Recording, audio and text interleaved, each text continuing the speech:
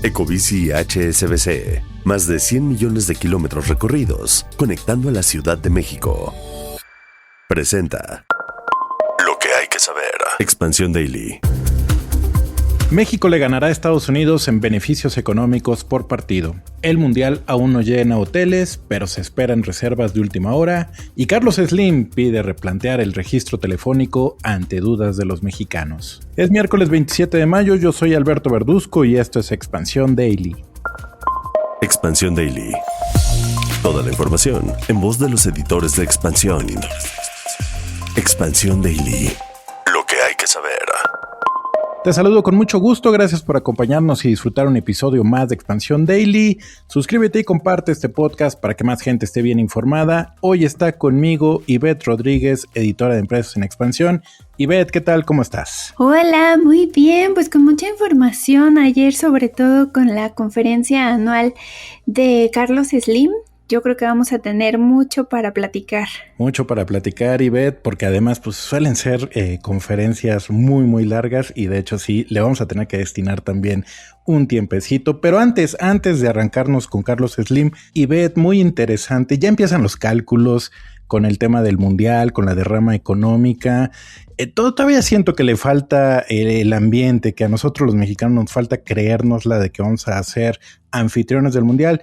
Digo, van a ser poquitos juegos, pero hay un cálculo muy interesante que obviamente pone a Estados Unidos como el gran ganador en cuanto a derrama económica por el mundial. Y esto pues es evidente porque será quien acoja el mayor número de partidos durante el evento, pero si se hace un cálculo por partido, México es el gran ganador en cuanto a la derrama económica que generaría, y esto es porque yo creo porque somos verdaderamente de los 3 países que organizan el mundial quienes más gozamos el fútbol, Ivette. Pues yo creo que sí, México pues por tradición de los 3 es el que tiene una afición más grande, que ha tenido pues una trayectoria más larga en este deporte. Y bueno, según estimaciones del grupo financiero Monex, que a su vez estuvieron hechas con base en información de la Organización Mundial de Comercio, se prevé que este mundial tenga un impacto económico por alrededor de $23,200 millones para toda la región de Norteamérica. Y como decías tú, pues ahí ya cada país va a tener su rebanada de pastel.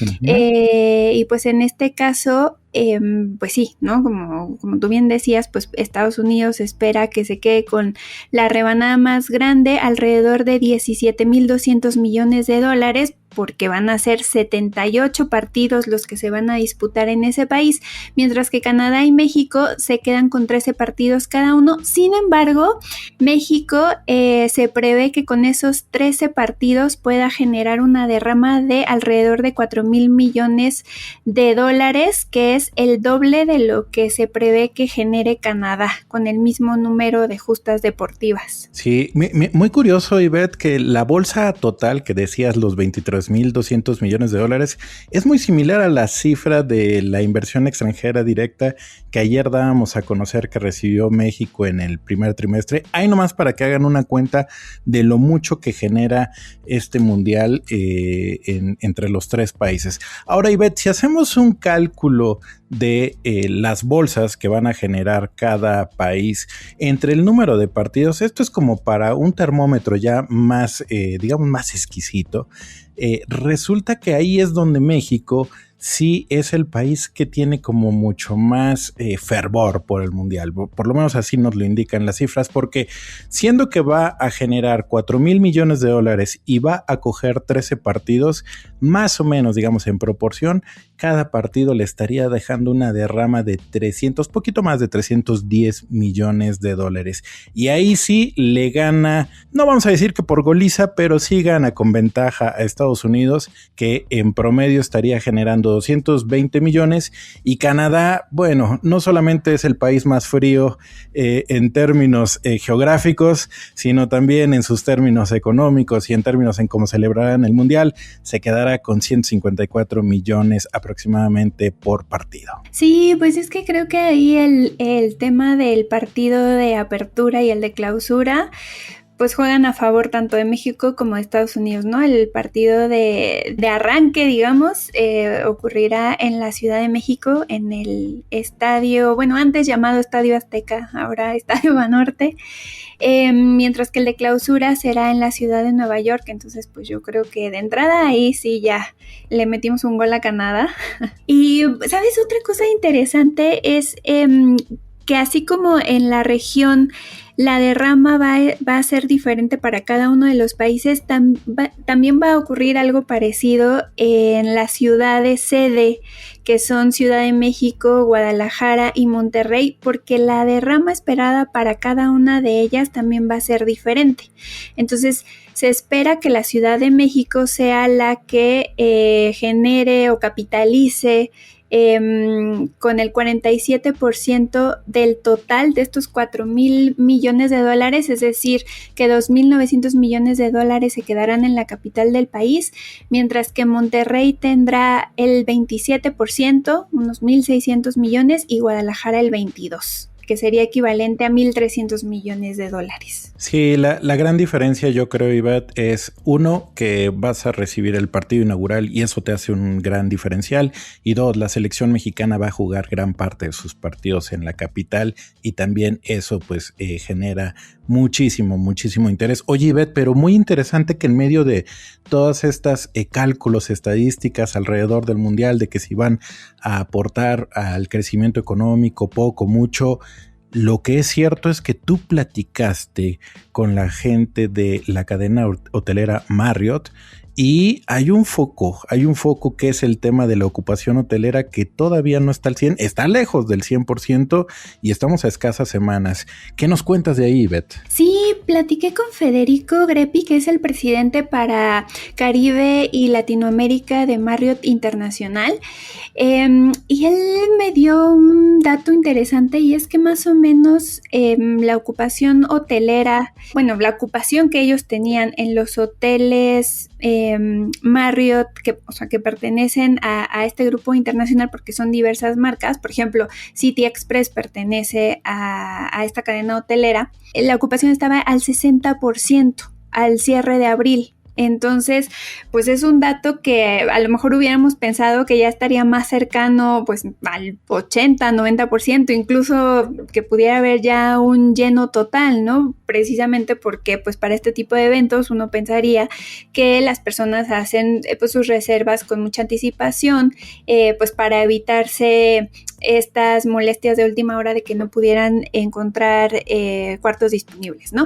Sin embargo, lo que me decía el directivo es que algunos hechos muy focalizados que hubo en el país de violencia afectaron las reservas. En concreto, pues él me mencionaba este evento en Jalisco, cuando fue la captura del Mencho. O sea, él literalmente sí me dijo que esto pues sí impactó la percepción que se tiene del país en términos de seguridad, y hubo algunas cancelaciones, y también eso afectó la dinámica de reservas, de tal suerte que ellos están esperando que en las 2 semanas previas al partido pues pudiera haber algunos bookings, como él dice, de última hora, para poder pues elevar este porcentaje que ahorita está, bueno, a finales de abril estaba en el 60%. Así es, Ivette, como sea, pues un mundial que es caro y se refleja justamente en estos datos, un mundial que seguramente para muchos aficionados pues lo van a tener que ver desde lejos por lo caro que es. Oye, Ivette, y bueno, pues un martes muy interesante, porque tradicionalmente el empresario Carlos Slim hace una conferencia anual con los medios de comunicación, una conferencia que suele durar mucho y que habla de todo tipo de temas. Ayer Ayer fue justamente esta reunión y uno de los primeros temas muy, muy interesantes es esta polémica controversia que se ha generado con el tema del registro telefónico, que el propio empresario pide replantear porque hay muchas dudas de los mexicanos. Sí, estamos a poquito más de un mes para que se cumpla el plazo. Tenemos hasta el 30 de junio para hacer este registro, que inició, por cierto, el 9 de enero. Sin embargo, pues la velocidad de los registros no ha ido tan rápido como se hubiera esperado, precisamente por todas estas dudas que se han generado alrededor de, pues, de qué va a pasar o cómo va a ser el manejo de nuestros datos. Sobre todo el tema de datos biométricos, yo creo que es una de las cosas que más preocupa. Y también el hecho de pues que queremos estar seguros de que las empresas, o sea, los operadores, pues cuenten con las plataformas adecuadas para resguardarlos. Y es que recordemos que precisamente Telcel sufrió una vulneración y los datos de las personas que hicieron el registro en los primeros meses, pues fueron vulnerados. Entonces eso incrementó aún más este miedo que hay de entregar los datos, y justamente por todas estas dudas que se han generado alrededor de cómo se van a resguardar, es que Carlos Slim dijo que pues él pedía a las autoridades reestudiar este esquema de registro telefónico, pues por todas las posibles afectaciones que pudiera generar a los usuarios. Sí, ya estaremos viendo, porque estamos poquito más de un mes de que se cumpla el plazo para que la gente se registre. Vamos a ver qué tanto le hacen caso al empresario, que seguramente sus palabras van a tener eco en las autoridades. Oye, pero también buenas noticias, porque Grupo Carso anunció una inversión de $5,000 millones en México. Son buenas noticias, Ivette, porque la inversión siempre va a generar empleo. Sí, justamente este dato también lo dio Carlos Slim en su conferencia. No detalló exactamente en qué proyectos va a destinarse esta inversión, pero bueno, recordemos que Grupo Carso también ha sido la empresa que ha estado pues muy activa en temas de energía. Hace poco más de año y medio es que empezó a haber pues este trabajo conjunto con Pemex para ver en qué proyectos podía participar Grupo Carso, porque recordemos que hubo un ajuste en la legislación y entonces los privados ahora pueden participar en algunos proyectos a través de un esquema de contratos mixtos, ¿no? En donde básicamente pues ellos pueden participar como inversionistas y esto les permite pues no comprometer en proyectos que son muy riesgosos, pues ellos no tienen la necesidad de entrar directamente a operar, sino que simplemente funcionan como inversionistas y ya Pemex es el que se encarga de toda la operación. Pero, de nuevo, Grupo Carso es la empresa que está participando en esto. Se esperaría que un monto o parte de esta inversión pues fuera destinado a ese tipo de proyectos. Sin embargo, pues no hubo detalle de ello, pero bueno, lo que sí es que Carlos Slim dijo que han estado muy activos en este Consejo Nacional de Inversiones, en el que participan alrededor de 20 empresarios y que busca justamente ver cuáles son las oportunidades de inversión en estados y municipios del país, ¿no? Y también hizo por ahí algunas sugerencias para agilizar pues todo este tema de inversiones, como la creación de una ventanilla única para trámites con el objetivo de agilizar y reducir pues el tiempo que se invierte en burocracia. Sí, yo creo que muy importante siempre un anuncio de inversión, porque es un espaldarazo en este caso pues, al gobierno de Claudia Sheinbaum y bueno, ojalá que se detonen, porque tú y yo sabemos que la inversión, pues todas las bondades que genera, ¿no? Crecimiento, empleo, desarrollo, bienestar.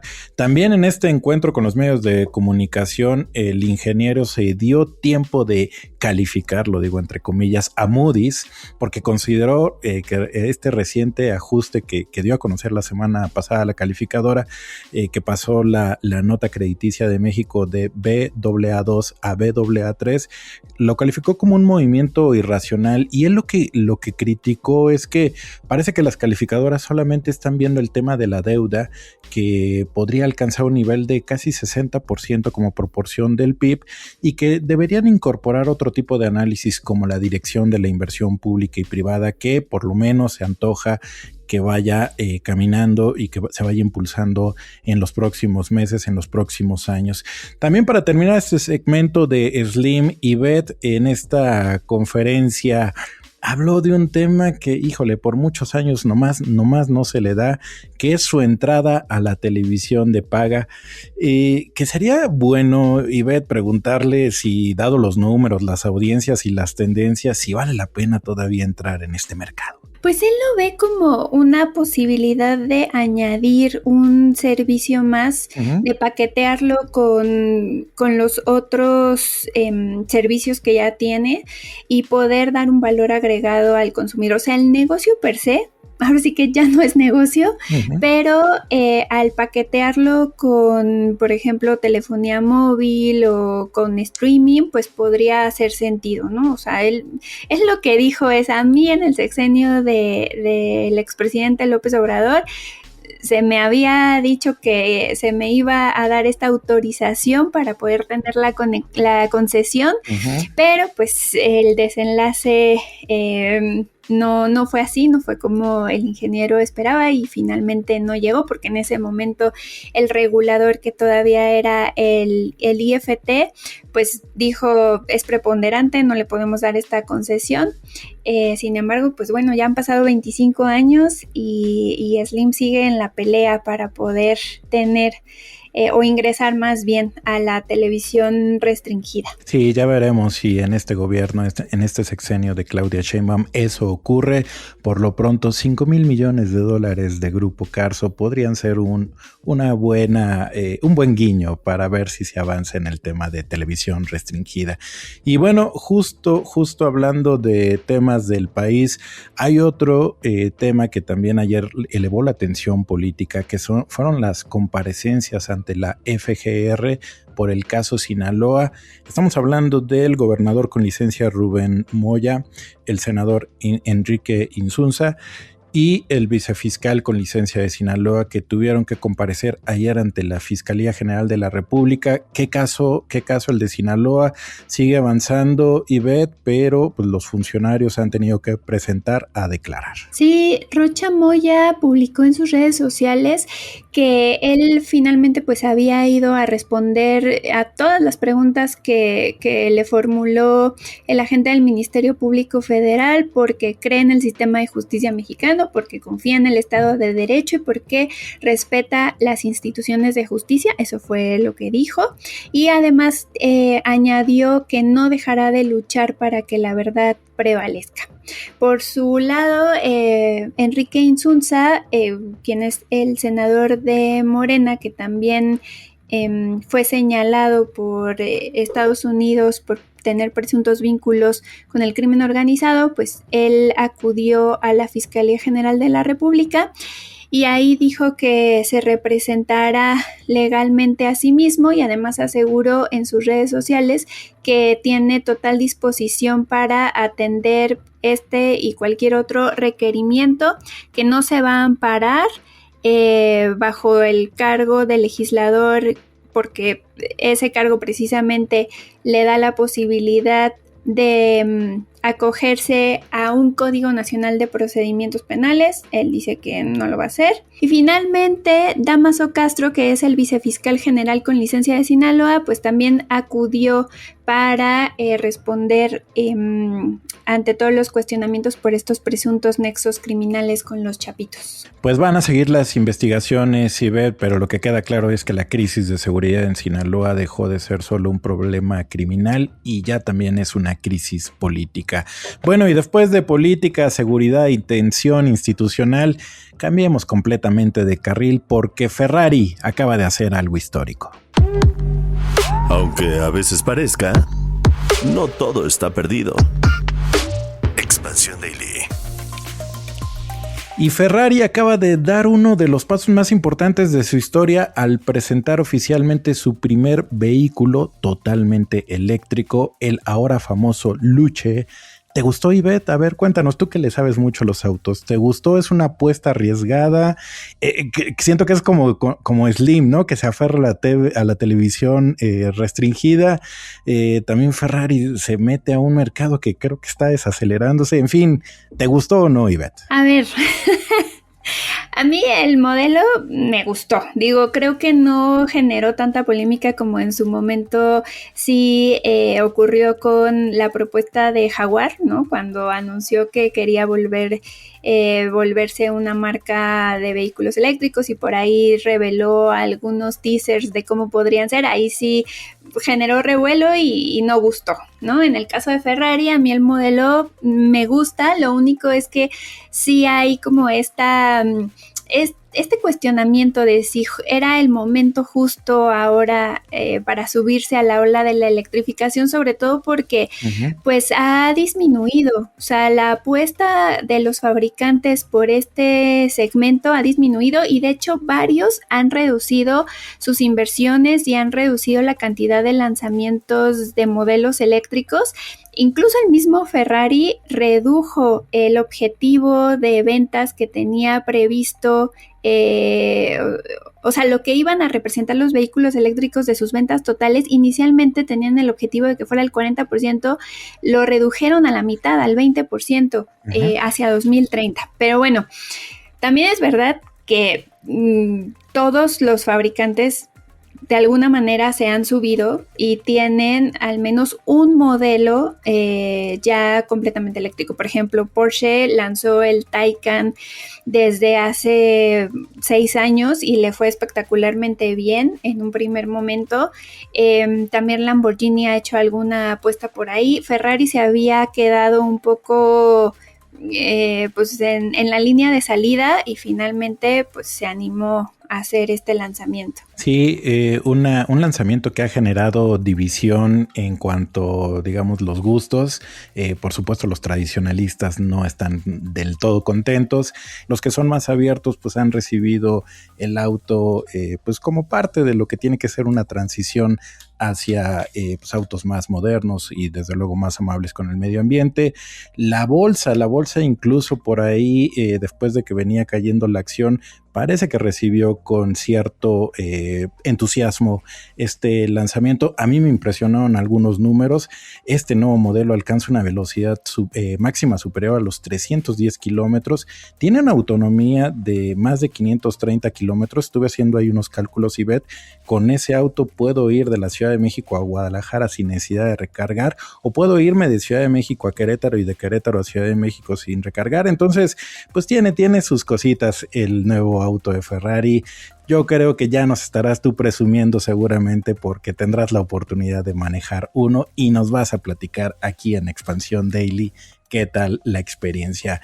En fin, Ivette, muchísimas gracias por estar con nosotros en este miércoles. Muchas gracias y sí, ojalá pueda tener la posibilidad de manejar este vehículo. De entrada les digo, para los que crean que los vehículos eléctricos son lentos, no es así. O sea, también aceleran bien. Es una sensación distinta de conducción, pero también aceleran bien. Así es, ya nos estarás platicando. Y bueno, pues muchas gracias a ti por habernos escuchado.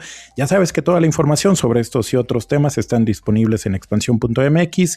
Leamos tus comentarios en las redes sociales de Expansión, @expansiónmx. Nos escuchamos mañana. Expansión Daily. Lo que hay que saber de lunes a viernes a las 6 de la mañana. Expansión Daily, un podcast de Expansión. Este episodio llega a ti gracias a rss.com, el podcasting hecho simple. Ecobici HSBC, más de 100 millones de kilómetros recorridos, conectando a la Ciudad de México. Presentó.